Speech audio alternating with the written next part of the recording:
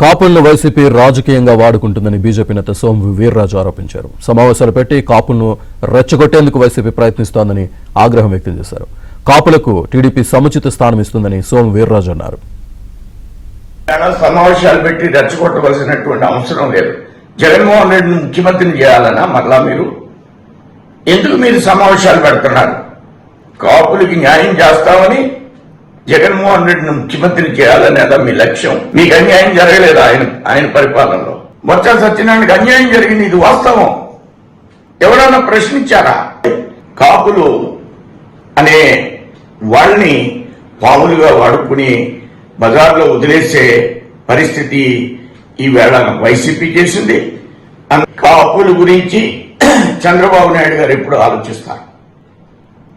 West గోదావరిలో కానీ east గోదావరిలో కానీ ఒక సభ్యుడిని ఆయన పార్టీ కోర్ కమిటీలో తీసుకుంటారు.